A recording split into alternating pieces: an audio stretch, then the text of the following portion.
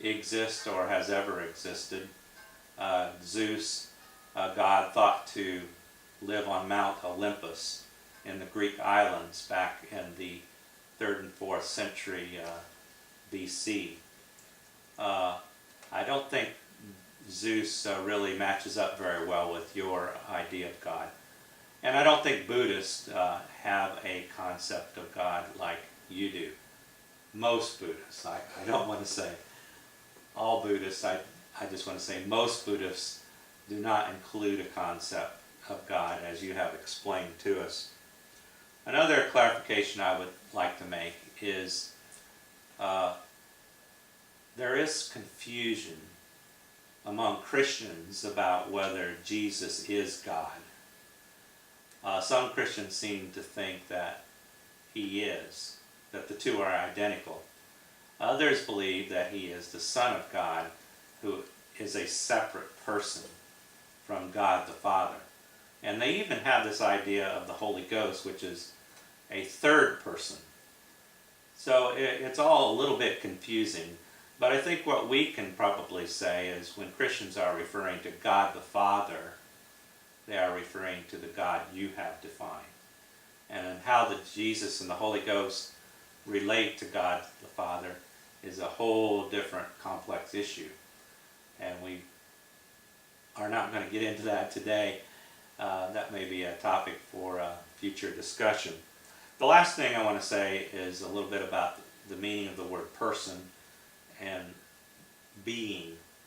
As we're using those words, they mean the same thing.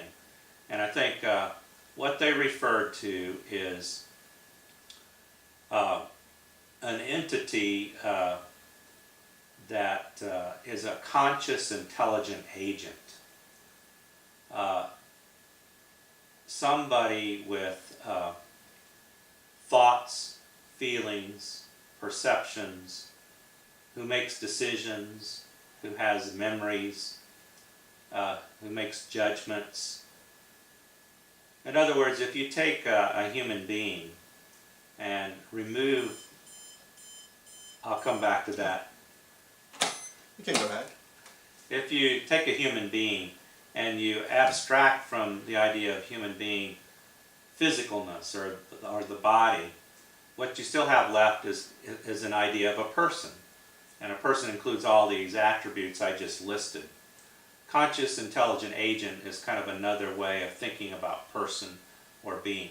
We might call God a divine being rather than a human being, or a divine person rather than a human person. So I just want to make sure we had a pretty good agreement on what we meant by the word person and being. It's good. I think, first of all, I kind of agree with you on Buddhism. I think you're right if we're talking about God as a supreme being, or as a person, or as a divine person. I like it. That's a better description. I think we use a similar concept in Islam as well.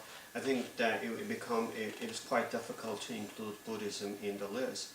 But what I think, if you kind of take a little bit further and try to really understand what Buddhists try to do with their belief set and what the other believers try to do, you kind of see that all of them have some enduring question, and they try to know the unknown through that, in this case, a concept of, or the belief set they have.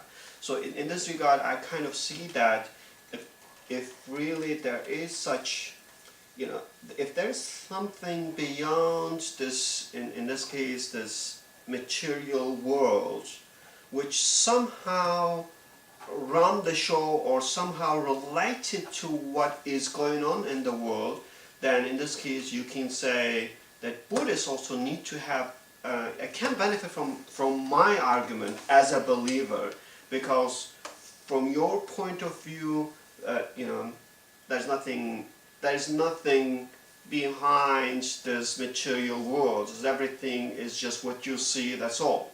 So, and I think Buddhists in this regard is a little bit different, so And that's why I'm kind of still willing to include them in a broad sense when I actually try to understand the reality, when I try to find the answer to some key enduring question as a human being. Because what I see that the answer that I try to find through God is kind of a similar answer that a Buddhist try to find it. So, but I agree with you that when you talk about the personal God, is not really the same God, and that's why we might not include it. And in terms of divine person, I like the term. I think it's really good description. I think we're talking about a or the supreme being, and we mean person but not a human person. And it's better to use divine person because there are certain attributes of this person which are completely different than our attributes. So that's why we're not talking about a human being who are far away, just a person running the show. We're talking about, in this case, person in the sense of having life, having conscious, having knowledge, having power, and running the show.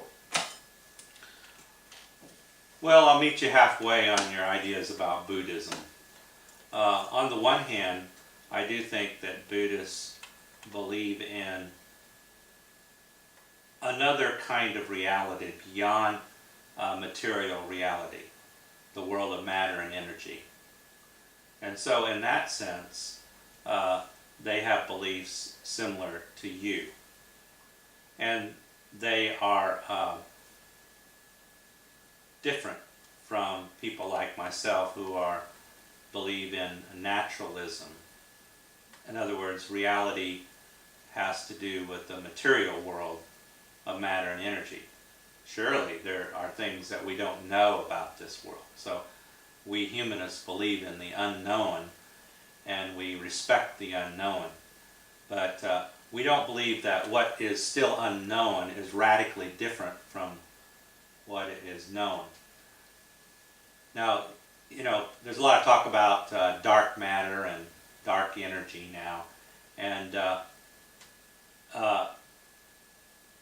those things are different from what we experience in our day-to-day world, but they're still part of the material world. They're still part of nature. They're not a radically different kind of reality. And I think Buddhists do believe in a radically different kind of reality than naturalists do. On the other hand, Buddhists don't have, for the most part, any concept of God in that different reality. They're just devoid of that concept. So Buddhism kind of falls midway between humanism and Islam, for example. Sort of, it's a halfway house, halfway station. Move to the next question. I think that's about all what do you want to say. In regard to divine person, I agree with you about that. What makes a divine person different from a human person?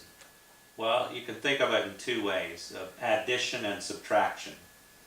A divine person is different from a human person because he does not have certain qualities that humans have. For example, you would probably say he doesn't have a physical body. He doesn't have sex organs. So he doesn't have mortality. On the other hand, you can think of the divine person as having additional qualities that humans don't have. Yeah, I think I agree with you on that one. I think that's. I think when we say the divine person has no resemblance to any being in term of you know, like a physical part. We're not really putting God in divine person as a physical being and have the body and have the certain part. But I think perhaps one of the key differences is that we define the divine being self-sufficient and not being contingent, and we define human being